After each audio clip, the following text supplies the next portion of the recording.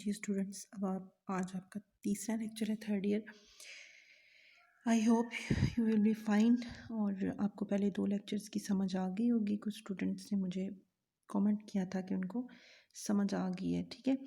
तो अब नेक्स्ट हमारा आज जो टॉपिक है वो ट्रिम्ड एंड विस्ट्रॉन मेयर्स है। मतलब कि हम ट्रिम्ड मीन और वेयर्स कैसे करते हैं, बुक्स भी हम आ जाती हैं। वो कहता है data set often contain extreme usually large और स्मॉल। हमारा डाटा कभी बहुत ज़्यादा लार्ज होता है, बहुत ज़्यादा स्मॉल होता है।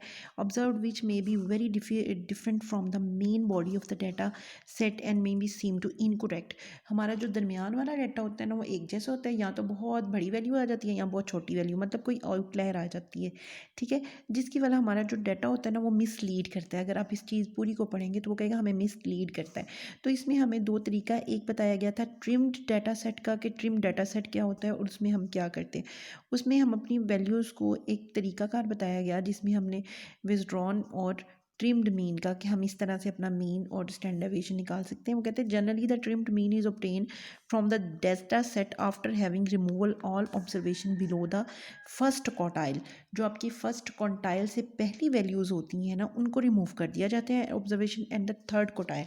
मतलब ट्रिम्ड मीन में वो क्या करता है, वो कहता है ट्रिम्ड मीन में जनरली हम क्या करते हैं, अपना Q1 निकालते हैं और Q3 निकालते हैं, और उनको जो है वो उनसे पहले और बाद वाली वैल्यूज़ को रिमूव कर देते हैं। द विजड्रॉन मीन जो होता है, विस्ट्रॉन मीन जो होता है, उसमें वो कहता है from the modified data set obtain by replacing each observation below the. आप अपनी वैल्यूज़ को रिप्लेस कर देते हैं फर्स्ट क्वार्टाइल वैल्यूज़ से, ठीक है, observation above and third quartile value से। Trimmed standard deviation and vision standard deviation are computed from the trimmed mean data set and vision statistics. हम उसके थ्रू जो है वो इसको निकाल लेते हैं।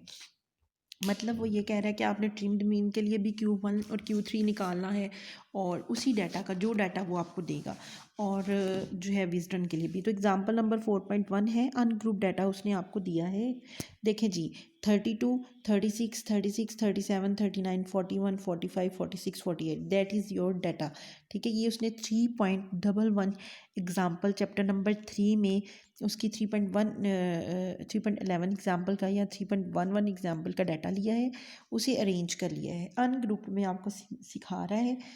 इसमें उसने क्या किया, आपने अपना जो है वो क्वांटाइल्स का फार्मूला पढ़ा हुआ है कि Q1 निकालना हो अनग्रुप में तो होता है n/4 + 1 nth वैल्यू, और अगर Q3 निकालना हो तो होता है n/4 + 1 nth वैल्यू बाई 3, ठीक है, इस तरह से। तो आपने Q1 ले लेना है और Q3 निकाल लेना है। तो बच्चे इस फार्मूले से आपने Q1 और Q3 निकालना है। वो निकाला तो ये बना 36 और ये बना 45, ठीक है। तो ट्रिम्ड मीन में वो क्या करता है, ट्रिम्ड मीन में वो इसको भी रिमूव कर देगा, Q3 से ऊपर जो वैल्यूज़ होंगी उनको भी इग्नोर कर देगा, और Q1 से पहले जो वैल्यूज़ होंगी उनको इग्नोर कर देगा। जो दरमियान वाली वैल्यूज़ होंगी ना, जो 36 से 40 Q1 से Q3 वैल्यूज़ होंगी, उन पांचों को प्लस करेगा और 5 ही वैल्यूज़ पे डिवाइड करेगा, तो वो कहेगा ये ट्रिम्ड मीन है। वो समझता है ये ऊपर वाली आउटलायर है और ये नीचे लोअर आउटलायर्स हैं, तो इनको डिडक्ट, मतलब सिंपल सी बात है कि आपने इस फार्मूले से Q1 निकालना है और ये Q3 निकालना है इस डाटा का। जैसे अगर मैं देखूँ तो इसकी वैल्यूज़ हैं 1 2 3 4 5 6 7 8 9, 9 वैल्यूज़ हैं। तो आप इसको अगर करोगे तो ये बनेंगी 9 + 1 डिवाइडेड बाई 2। मतलब कि अगर आप कहें तो ये बनेगी आपके पास 9 + 1/4 वैल्यू,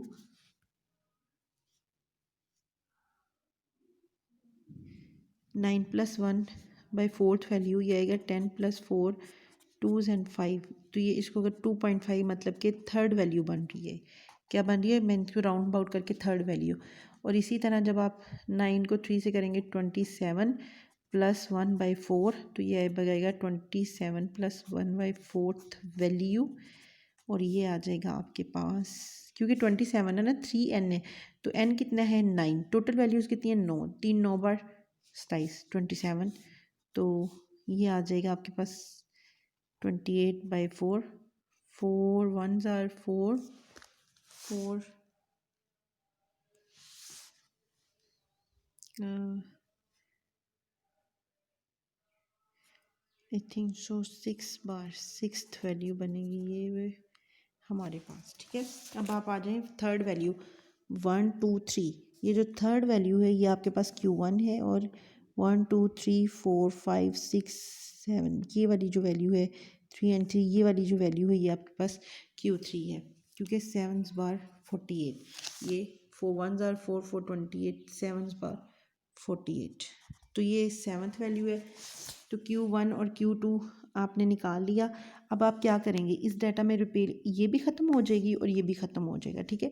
ये दरमियान वाली वैल्यूज़ को पकड़ेंगे, पांचों को जमा करेंगे और 5 पे डिवाइड कर देंगे। ये आपके पास ट्रिम्ड मीन निकल आया, ठीक है। ट्रिम्ड स्टैंडर्ड एविएशन के लिए आप जारी बात है, अगर आपके पास ट्रिम्ड मीन आपने वो सपोज कर लिया, ट्रिम्ड के लिए वैल्यूज़ आपके पास सिर्फ ये बन जाएंगी 36 37 39 41 45, ठीक है। तो जारी बात है इस डाटा को यूज़ करके आप स्टैंडर्ड एविएशन ऑफ ट्रिम्ड निकाल लेंगे, जैसे कि उसने यहाँ पे निकाला है, ठीक है। नेक्स्ट है विजड्रॉन मीन। विजड्रॉन मीन में भी आपने Q1 और Q3 निकालना है, वो हम ऑलरेडी बना चुके हैं। अब उसमें वो ये कहता है यहाँ जहाँ पे आपका 45 है, ठीक है, आप इन दो वैल्यूज़ को भी रिप्लेस कर देंगे 45, इसको भी 45 कंसीडर करेंगे और इसको भी 45, इसी तरह इस पीछे वाली को भी 36 और 36 करेंगे। ये वैल्यूज़ नहीं लेंगे बल्कि पीछे दो वैल्यूज़ को भी 36 36 ही कंसीडर करेंगे और इसको 45 45 जैसे उसने यहाँ पे रिप्लेस किया है। पहली तीन वैल्यूज़ ने 36 36 36 कर दिया Q1 से पहले वाली को, और लास्ट वाली तीन उसने 45 45 45 लिए हैं और इसका मीन और स्टैंडर्ड इस डाटा को लेके निकाल लिया। It's a very simple question, ये आपसे हो जाएगा, कोई मसला नहीं होगा इसमें, ठीक है। ये छोटा सा पॉइंट है, कभी पूछ लिया जाता है। नेक्स्ट जो मेन पॉइंट है हमारे पास मोमेंट्स, आज जो वेरी इंपॉर्टेंट जिसका क्वेश्चन भी हमें पेपर में फुल आता है मोमेंट्स का, कि मोमेंट्स कैलकुलेट करें। 4.7 आपके पास जो है वो है मोमेंट्स। कहता है मोमेंट डिजाइनेट द पावर, कहता है डेजिनेट्स पावर, ये पावर्स होती हैं to which derivations are raised before arranging averaging them the quantity 1/, मतलब ये जो आपकी मोमेंट्स है ना is the designate power of deviation. आप अपनी डेविएशंस की पावर्स लेते जाते हैं। It's a first moment, similarly the quantity इसकी सेकंड पावर ले लेंगे तो ये आपके पास सेकंड मोमेंट, इसी तरह आपकी m1 मोमेंट बन जाती है। इसका फार्मूला होता है mu r over summation xi minus mu population के लिए, और ये सैम्पल डाटा के लिए हम इसको m से रिप्रेजेंट करते हैं। मीन्स वो कहता है कि आपके पास ये फार्मूला होता है, मोमेंट आपके पास डेजिग्नेट पावर्स होती हैं, ठीक है। मोमेंट आपके पास डेजिग्नेट पावर होती हैं, कैसे जी, आपके पास जो मोमेंट्स हैं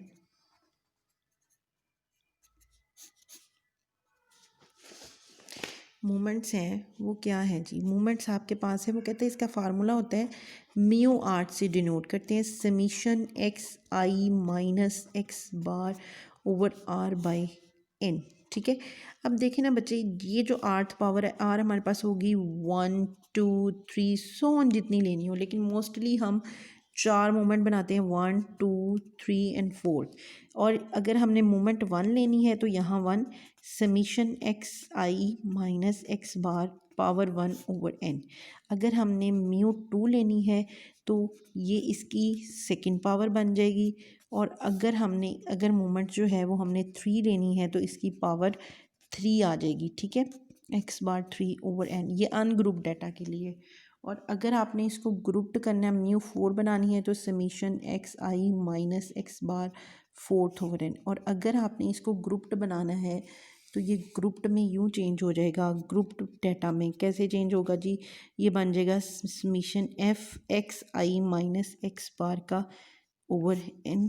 अगर ये होगी तो ये बनेगी summation f(xi minus x bar का स्क्वायर ओवर n), इसी तरह 3 एंड 4th, ओके। ये उसने आपको दिया है कि अगर पॉपुलेशन हो तो यहाँ पे म्यू यूज़ होगा, सैम्पल के लिए हो तो एक्स बार और ये एम यूज़ होगा। These moment are also called the central moments are the mean. बच्चे यहाँ पे जो हम मीन से मोमेंट्स लेते हैं ना, जैसे हमने xi माइनस म्यू से डेविएशन लिया है, मतलब ऑब्जर्वेशन से उसका मीन माइनस कर रहे हैं और ये एक्स बार, तो इन मोमेंट्स को हम क्या कहते हैं, इन मूवमेंट्स को हम सेंट्रल मूवमेंट, मतलब जो आपकी मेन मूवमेंट्स होती हैं, these movement also called a central movement, the main movement and usually describe the set of data. जो आपकी मेन से ली जाती हैं डिफरेंस पे, वो आपकी जो है वो सेंट्रल मूवमेंट्स होती हैं।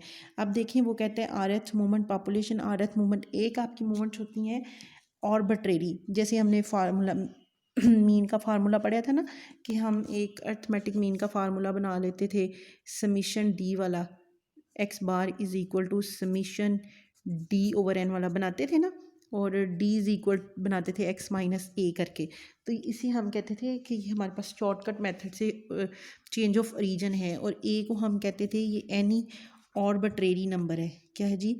और ऑर्बिट्रेरी नंबर है ये, एनी ऑर्बिट्रेरी नंबर है, कोई भी नंबर। तो इसी चीज़ को यूज़ करके वो कहता है कि ऑर्बिट्रेरी भी फार्मूला मूवमेंट्स होती हैं, और उनका फार्मूला यहाँ पे मीन की जगह ए आ जाता है। ठीक है, हम ओरिजिन को चेंज कर रहे होते हैं, तो उसका फार्मूला कुछ यू बन जाता है, हम 1 2 3 पुट करते चले जाते हैं। इन मूवमेंट्स, इस फार्मूले मूवमेंट्स को हम कहते हैं कि ये हमारे पास आर्बिट्रेरी मूवमेंट्स हैं। ठीक हो गया। नेक्स्ट वन वो आपको बताएगा, नेक्स्ट वन अब आपको वो 2-3 चीज़ें बताता है। पहला वो ये स्टेप्स बताता है कि आप अगर इसको नॉट पुट करें, वो कहते हैं मोमेंट अबाउट मीन। क्या कहते हैं? Moment about. ये चीज़ आपने अपने पास जो है वो याद रखनी है कि एक चीज़ आपको बताऊं कि जो मोमेंट्स अबाउट मीन होती हैं, ये वाली मोमेंट्स, मोमेंट अबाउट मीन, आपके पास जो मीन से मीन मूवमेंट्स होती हैं, या जिनको आप सेंट्रल मूवमेंट्स कहते हैं, मीन मूवमेंट्स होती हैं, या जिनको आप सेंट्रल मूवमेंट कहते हैं, वो कहते हैं इसकी जो फर्स्ट मूवमेंट होती है ना, पॉपुलेशन से बता रही हूँ, फर्स्ट मूवमेंट हमेशा ज़ीरो होती है। सेकंड मूवमेंट हमेशा, अगर आप इसको सैम्पल में लिखेंगे तो m1 बन जाएगा। ठीक है, ये ज़ीरो होती है। सेकंड मूवमेंट ऑलवेज जो है वो, जारी बात है, इसका फार्मूला बनेगा summation x i minus x bar का square over n, that is a formula of variance. और ये सेकंड मूवमेंट जो होती है वो हमारे पास वेरिएंस होती है। थर्ड मूवमेंट हमें क्या बताती है? थर्ड मूवमेंट हमारे पास जो है वो हमें बताती है सिक्यूनेस के बारे में, और आपके पास जो मोमेंट 4 है वो आपको बताती है कैटियोसिस के बारे में। ठीक है, तो मोमेंट 1 हम कहते हैं जो मेन मोमेंट्स होती हैं, μ1 इज़ इक्वल टू हमें मेजर ऑफ सेंटर टेंडेंसी के बारे में बताती है, जिसे आप मीन वेरिएंस बताते हैं। जो सेकंड है वो हमें, हमारे पास वेरिएंस होता है जो कि हमें वेरिएशंस के बारे में बता रही होती है। मोमेंट 3 हमें सिक्यूनेस के बारे में बताती है कि सिक्यूनेस की आपकी लैक ऑफ सिमेट्रिक है, या सिमेट्रिक डिस्ट्रीब्यूशन है, या अनसिमेट्रिक है। और मोमेंट 4 हमें बता रही होती है कि कैटियोसिस है, इसकी लैक ऑफ पीकनेस कितनी है। तो ये हमारे पास जो मेन मोमेंट्स होती हैं, ये चारों मोमेंट जो कि हम डिफरेंट फार्मूला से पढ़ते हैं, हमें इन 4 चीज़ों के बारे में जो है वो इंफॉर्मेशन दी। ओके बच्चे, उसके बाद है हमारे पास ये मोमेंट अबाउट मीन का प्रूफ, जो कि हम कल नेक्स्ट लेक्चर में करेंगे। पहले हम इसके रिलेशनशिप देख लेते हैं। ये बच्चे आपके पास मोमेंट के कोरिस्पॉन्डिंग रिलेशनशिप्स हैं, ये आपने एज इट इज़ याद करने हैं। ठीक है, ये आपके पास रिलेशनशिप्स हैं। ठीक है, मोमेंट 1 0 होती है, मोमेंट 2 का फार्मूला, मोमेंट 3, और ये प्राइम मोमेंट से। प्राइम मूवमेंट्स हम ऑर्बिट्रेरी मूवमेंट्स को कहते हैं। ठीक है, प्राइम मूवमेंट्स हम किन्हें कहते हैं? अभी हमने देखा ये जो मूवमेंट्स होती हैं ना ऑर्बिट्रेरी, इनको प्राइम के ऊपर म्यू आर प्राइम और एम आर प्राइम, ये सैम्पल डाटा के लिए होता है, और हम ज़्यादातर सैम्पल डाटा के लिए यूज़ करते हैं, एम आर प्राइम यूज़ करते हैं। तो ये जो मूवमेंट्स होती हैं, इनके थ्रू इन दोनों का आपस में रिलेशनशिप होता है। अगर हमें उसने ये वाली मूवमेंट्स दी हैं तो उसके थ्रू हम मूवमेंट अबाउट मीन निकाल सकते हैं।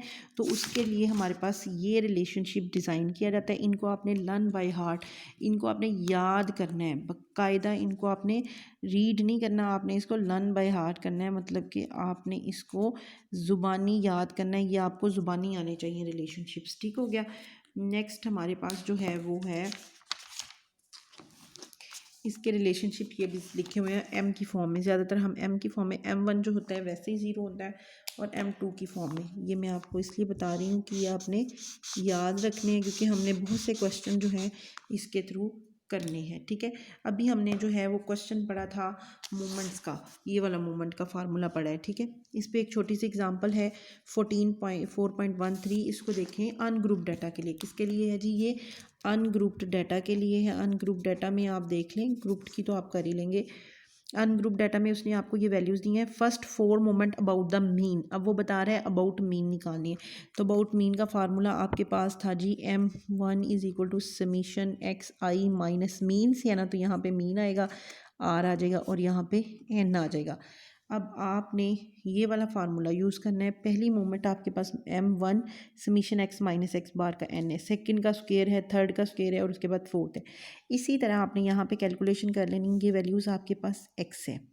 फर्स्ट बनाएंगे तो सबसे पहले समीशन एक्स बनाएंगे, समीशन एक्स ओवर एन कर लिया आपने पहले सबसे, समीशन एक्स ओवर एन किया तो ये आपके पास इन सब को जमा किया 360 आ गया, 360 ऊपर रखा। टोटल वैल्यू कितनी है 1 2 3 4 5 6 7 8 9, तो 9 हमारे पास n है तो ये 40 आ गया।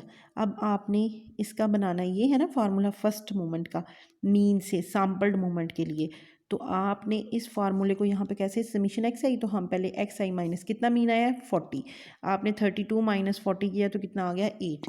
पहली वैल्यू ये कैसे बनी है, ये वैल्यू हमारे पास कैसे बनी है, ये बनी है 32 माइनस 40 इज इक्वल टू माइनस 8। अगली वैल्यू कैसे बनी है, अगली वैल्यू आपने बनाई है कितना है मीन 40 है, हमने लिखा 36 माइनस 40। इसी तरह आपका -8 -4 ये आ गया। इन सब को प्लस करेंगे तो ज़ीरो, देखिए फर्स्ट अबाउट ज़ीरो। सेकंड कैसे करेंगे, इन वैल्यूज़ का स्क्वायर कर लेंगे, 8 8 का स्क्वायर लिया 64, 4 का स्क्वायर लिया 16 4, तो स्क्वायर को जमा करेंगे तो ये वैल्यूज़ बनती है summation x i minus x bar का स्क्वायर। इसको ऊपर रखा और 9 पे डिवाइड किया तो सेकंड मोमेंट बन गई, ठीक है। इसी तरह थर्ड कैसे लेंगे, इसको दोबारा इस वाले कॉलम को इससे 8 को 64 से मल्टीप्लाई किया, plus minus minus plus minus minus, ये वैल्यू इससे मल्टीप्लाई होगी तो ये आ जाएगी, मतलब ये कॉलम बन गया, ये आ गया। और जब ये कॉलम बनाना है तो इस कॉलम को इस कॉलम के साथ मल्टीप्लाई कर देंगे तो ये बन जाएगा। और ये वैल्यू आपके पास है summation x i minus x bar का क्यूब, और ये वैल्यू आपके पास जमा में है summation x i minus x बार की फोर्थ। अब इनको रखेंगे यहाँ पे और ये फर्स्ट 4 मोमेंट्स आपके पास निकल आई हैं। ये एग्जांपल आपने करके देखनी है। इसके अलावा आपको उसने क्वेश्चन दिया हुआ है कि आपने इसमें शेपर्ड लिए कि नहीं, आप करेंगे तो इस क्वेश्चन को आपने करके देखना है। नेक्स्ट हम जो है वो ये वाली एग्जांपल करेंगे। अब आपकी क्वेश्चन में से कोई रॉ डाटा दिया हुआ है, अपने एक्सरसाइज में से कोई डाटा लेना होगा तो लेके, ठीक है। तो ये आपने कर लेना है। कल हम जो है ना वो अपने ग्रुप डाटा के लिए भी काम करेंगे और उसके बाद नेक्स्ट हमने पूरा जो है वो चैप्टर करना है। सो आज आपका ये वाला लेक्चर था, इसको अच्छे से पढ़िएगा, समझिएगा और जो चीज़ आपको समझ नहीं आई वो मुझे बताइएगा। और बच्चे, मैं आपको बार बार कह रही हूँ कि आप अपना लेक्चर पूरा ले लो यूट्यूब पे। बच्चे, आपने मुझे यूट्यूब पे लेक्चर लेके यूट्यूब की वीडियो के नीचे ही कमेंट करना है कि आपको कौन सा क्वेश्चन, कल मोस्टली बच्चों ने यही कहा कि उनको समझ आ गई, कोई प्रॉब्लम नहीं है। सो नेक्स्ट लेक्चर में कल मिलते हैं फिर से। ओके जी, अल्लाह हाफिज़, टेक केयर।